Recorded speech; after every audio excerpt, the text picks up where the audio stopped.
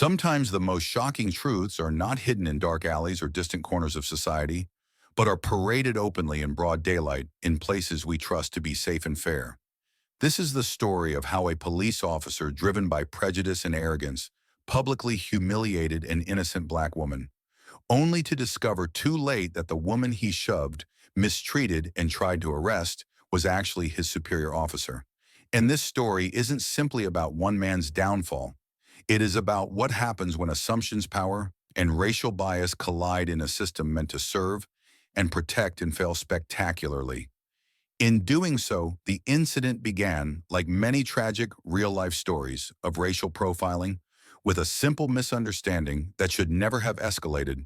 A black woman jogging peacefully in an upscale Ohio neighborhood, minding her own business, dressed in athletic wear, with earbuds in, was stopped by Sergeant Brian Calloway, a veteran white officer who believed her mere presence was suspicious. He demanded she provide identification, assuming that a black person in this neighborhood could only be there for criminal reasons, not for health or peace or the morning air.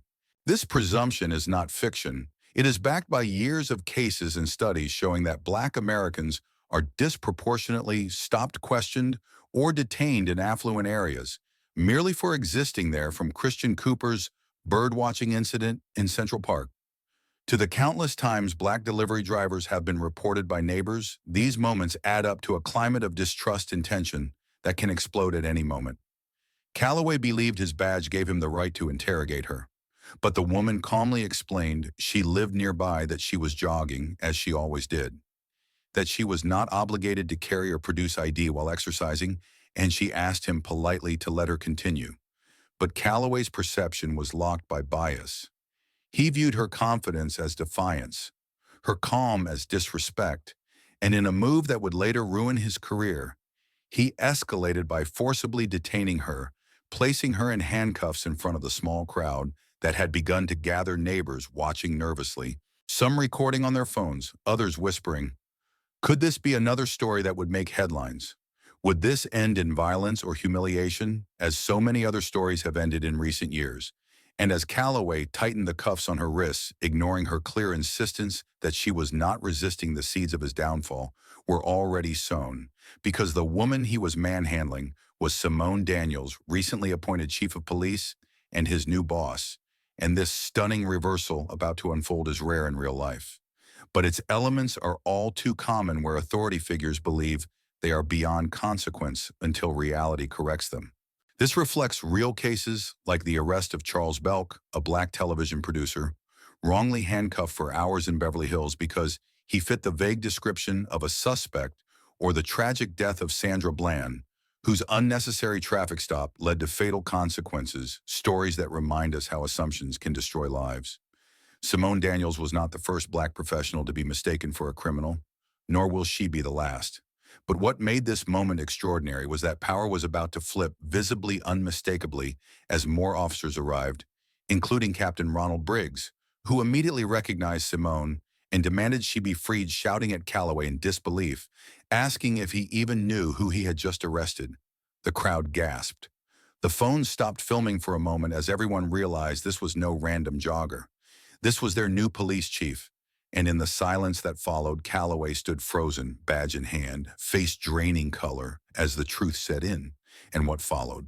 This exposure would not only change his life, but force an entire department and town to confront how deep and open such prejudices run. And in the next part, we will explore how this confrontation played out, and how the ripples of that moment exposed not just one man's shame, but the quiet complicity of the systems around him, and why such moments, though shocking, are sadly reflective of a wider truth that must not be ignored. When truth finally breaks the surface, it does not arrive with quiet apologies or private corrections. It explodes into the open, and in that moment when Captain Ronald Briggs barked the order to unhand her, and every eye turned to Sergeant Calloway, the entire neighborhood knew they were witnessing a career-ending mistake that would stain not only one man, but the entire department for years to come. And Calloway, standing frozen with the handcuffs still in his grip, felt the weight of that realization crash down on him. Because this was not just any black woman. This was Simone Daniels, their new chief of police, appointed after a grueling selection process, meant to bring reform and dignity to a department stained with complaints of racial profiling and misconduct, and the irony of that mission being undermined by this very public humiliation could not have been sharper. And as Simone stood free now, brushing the dirt from her running pants and adjusting her jacket, her face calm but unreadable, the crowd around them held their breath because they knew the news would travel fast, the cameras would spread the story, the world would see this, and Calloway muttered as if to himself, "I didn't know, I swear I didn't know." And the pitiful truth of that excuse hung in the air. Because it was never about knowing, it was about assuming, about reducing someone to threat based on skin before knowing their story. And this kind of exposure is rare, but not unheard of across the country. Incidents where officers attack doctors, judges, professors, lawyers thinking they are criminals, only to be stunned by the titles they hold. And a famous example of this happened in 2019 when Dr. Tamika Cross, a black physician, was refused the chance to help an unconscious passenger on a Delta flight because staff assumed no way could she be a doctor until proof was shown, or the case of Judge Olu Stevens, wrongly accused of misusing his authority because a white officer assumed he was a court clerk until the courtroom gasped as the truth came out. And in every instance, the core problem is not mistaken identity, but the layers of bias that make those mistakes seem logical to the aggressor. And Simone understood this. She had been warned of it even before accepting the job. Warned that as a black woman in power, she would be doubted, dismissed, challenged, but she had not expected it to arrive so soon, so brutally. And as she spoke softly to Captain Briggs, saying, "Release him, don't make this worse here. He needs to understand." And so Calloway released the cuffs, staring at the ground, shame turning his face pale, as Briggs turned to him, furious, saying, "How dare you touch the chief? How dare you disgrace this badge?" And Calloway whispered, "She didn't look like she belonged here." And that sentence hung heavier than any siren, louder than any gunshot. Because in that phrase was the entire disease of systemic racism, laid bare the belief that certain bodies do not belong in certain spaces, that suspicion is valid when skin is dark, that law enforcement equals gatekeeping, and the crowd murmured, restless, angry, some recording, still others shaking their heads. Because they knew this was more than one man's failure. It was a cultural failure, decades old, and Simone stepped forward and looked Calloway in the eye and said calmly, "The way only someone who has survived these moments can. I've worked my whole life to earn this uniform, and you decided in 10 seconds I was a criminal. How many others have you done this to who didn't have the rank to protect them?" And Calloway's mouth opened and closed, but no answer came. And this scene echoes the real testimony of officers like Sergeant Cheryl Dorsey, a retired black LAPD officer who has spoken out about the daily suspicion she faced even in uniform from her own colleagues. And these stories matter because they reveal that injustice is not just what happens in crime reports, but what happens quietly in assumptions made on sight. And as Simone stood calm, strong, the narrative shifted, because this was not a victim story. It was a survivor's story, a leader's story. And the crowd now felt pride as well as shock, because their new chief had already proven stronger than the force meant to intimidate her. And in the next part, we will see how the department grapples with the fallout of this event, how the media reacts, how Calloway faces consequences, not just from policy, but from public outrage, and how Simone's quiet power becomes the catalyst for long overdue change. Fallout from truth revealed in daylight is never quiet. And as expected, the video of Simone Daniels being detained by her own officer hit social media faster than the department could contain. The damage headlines scream "Chief of Police arrested," by own officer, public outrage mounts, and news vans lined the quiet suburban street by sunset, while calls flooded the precinct demanding accountability, justice, explanation. And in the command office, Captain Briggs stood at Simone's side as they prepared for the press conference, and Sergeant Calloway stood suspended, stripped of his badge and gun under internal affairs review. And for the first time in his career, he understood what it felt like to be judged before speaking, to be sentenced before explaining, and the irony was bitter. Simone, though, never asked for pity or vengeance. She simply wanted change. And in front of the cameras, she spoke not of personal insult, but of public trust. She said, "This is not about me alone. This is about every person who has been stopped, questioned, dismissed because of appearance, not action. And her words echoed the voices of real leaders like Chief Carmen Best of Seattle, who stepped down, citing political and systemic pressures after trying to reform racial biases in her department, or former NYPD officer Edwin Raymond, who openly challenged quotas that targeted minority neighborhoods at great personal risk. And Simone knew this moment could be her only chance to shift the narrative she proposed mandatory bias. Training a citizen review board, increased funding for body cameras, and most controversially, the right for civilians to record every police interaction without interference. And the backlash came: swift unions, protesting, old guard officers grumbling. But the public roared approval. Community leaders, pastors, teachers, mothers of black sons stood behind Simone and said, finally, someone who gets it. The mayor, hesitant at first, now embraced the reforms, seeing political survival in progress. And Calloway remained silent, removed from duty, awaiting investigation, knowing his name would forever be linked to this failure. And inside, he wrestled with guilt, realization, horror, remembering every time he had stopped someone like Simone, less famous, less protected, and wondering how many apologies were now impossible. And this introspection is rare in such men, but real cases suggest it happens, like former Dallas officer Brandon Tatum, who after years of believing in strict enforcement, began speaking against unjust policing after seeing footage of abuses he could not defend. And such shifts, though rare, prove that exposure can spark reflection even in the most hardened minds. And Simone, meanwhile, met privately with her officers, staring them down in the locker room, saying, I am not here to punish, I am here to fix what is broken, but you must choose to be part of the solution. And some bristled, some nodded, but all listened, because they knew she had survived their worst assumptions and still stood commanding strong. And the department began to change, slowly, painfully. Policies rewritten, supervisors retrained, and complaints reviewed with new eyes. And this mirrors real reform efforts like those in Camden, New Jersey, where the entire police force was disbanded and rebuilt to address corruption and excessive force.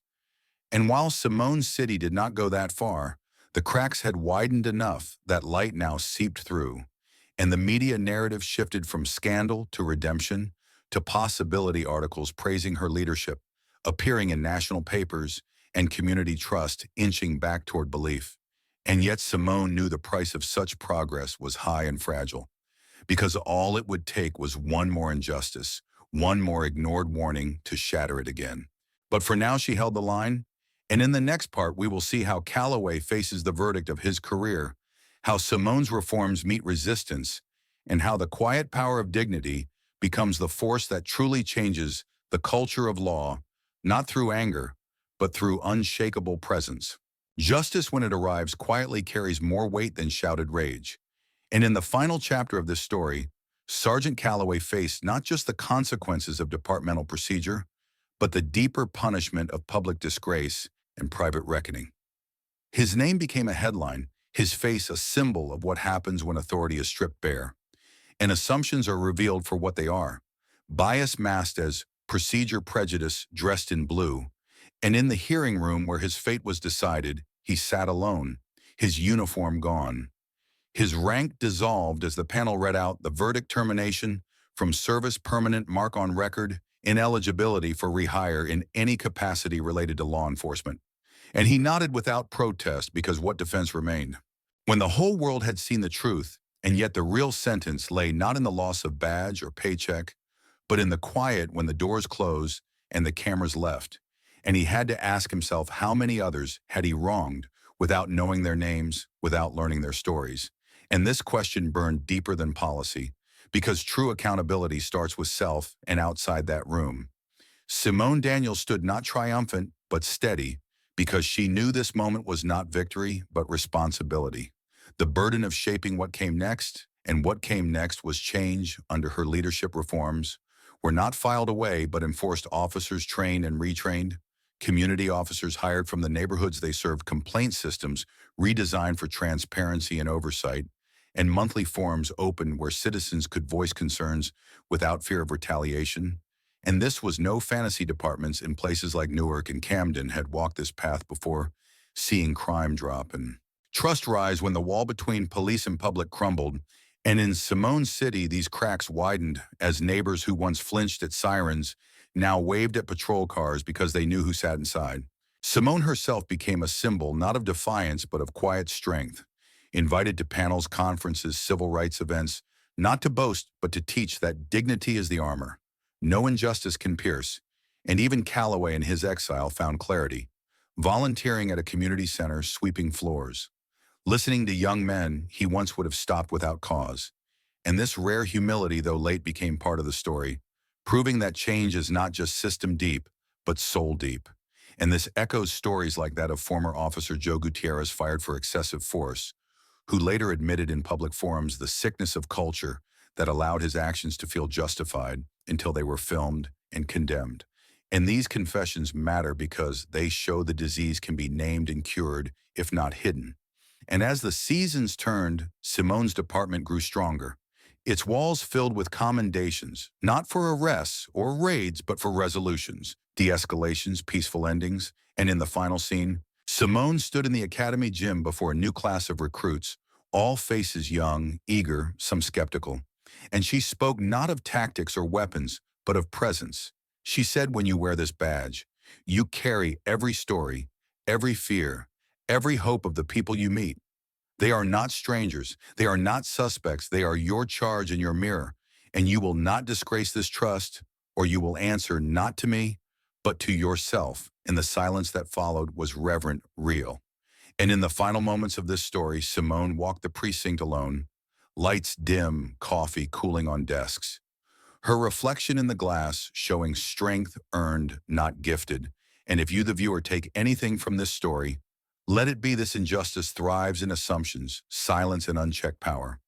But when truth is seen, when the quiet are heard, change can bloom even in the hardest ground. And you do not need rank to demand it, only courage to speak and stand. Because the world does not shift with noise, it shifts with eyes opened and hearts willing to see. And that is how the story of Simone Daniels, the chief who survived her own arrest, became not a scandal, but a lesson, and not a fall, but a rise for an entire city that finally remembered what justice truly means.